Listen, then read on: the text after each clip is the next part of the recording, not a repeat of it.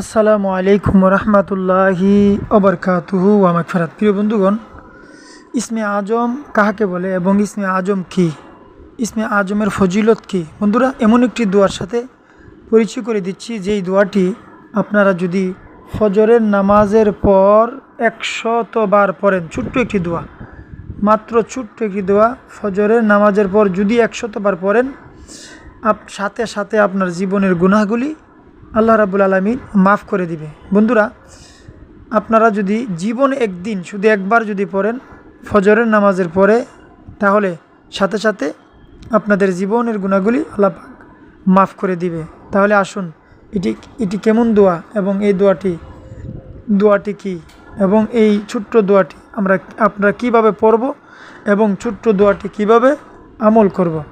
এর আগে বলতে চাই, আমার চ্যানেল সাইফুল দোয়া মিডিয়া এই পর্যন্ত যারা সাবস্ক্রাইব করেছেন সকলকে অসংখ্য ধন্যবাদ জানাই বন্ধুরা।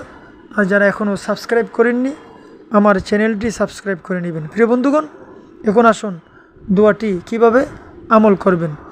এর ফজিলত হচ্ছে, হজরত ইবনে আব্বাস রাদিয়াল্লাহু তাআলা আনহু হইতে বর্ণিত আছেন, তিনি বললেন, আল্লাহ তাআলার নিকট কোনো বাসনা পূরণের উদ্দেশ্যে, কোনো মনের আশা বাসনা পূরণের উদ্দেশ্যে প্রতিদিন যদি ফজরের নামাজ পড়িয়া কাহারো সাথে কোনো কথাবার্তা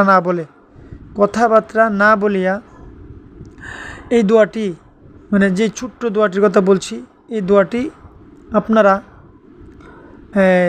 100 বার পাঠ করেন, যদি 100 বার বলেন, 100 বার মাত্র এই দোয়াটির জিকির করেন, তাহলে আল্লাহ রাব্বুল আলামিন এমন কোনো বাসনা নাই তার পূরণ হবে না।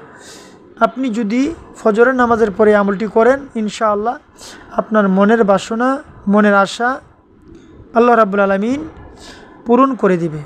বন্ধুরা, শুধু তাই নয়, শেখ আবুল আব্বাস রাহমাতুল্লাহ আলাই উনি বলেছেন যে এই দোয়ার মাধ্যমে ইসমে আজম লুকায়িত রয়েছে।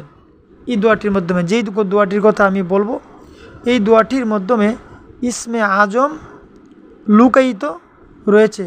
এখন আসুন ইসমে আজম সম্বন্ধে আমরা কিছু কথা বলি। ইসমে আজম কি? তো ইসমে আজম সম্পর্কে আলেমদের মতে অনেক মত বিরোধ রয়েছে। যেমন বুজুর্গানে দিন, যিনি যেই নামের বরকতে মুক্তি বা সাফল্য অর্জন করিতেন এবং করতে পেরেছেন, তাকেই তিনি ইসমে আজম বলছেন।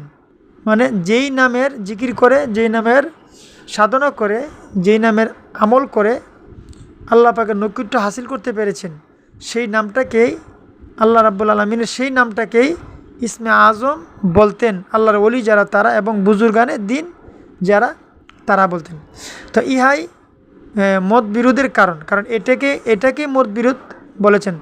আবু হানিফা রহমতুল্লাহ আলাই বলেছেন যে আল্লাহ, যে নামটি আল্লাহ এই নামটি ইসমে আজম। সুবহানাল্লাহ। ইমামে আবু হানিফা, হানাফি মাযহাবের ইমাম যিনি ছিলেন, ইমামে আজম আবু হানিফা রহমতুল্লাহ আলাই, উনি বলছেন এই যে ছোট্ট একটি নাম আল্লাহ, এই নামটাকে ইসমে আজম বলেছেন।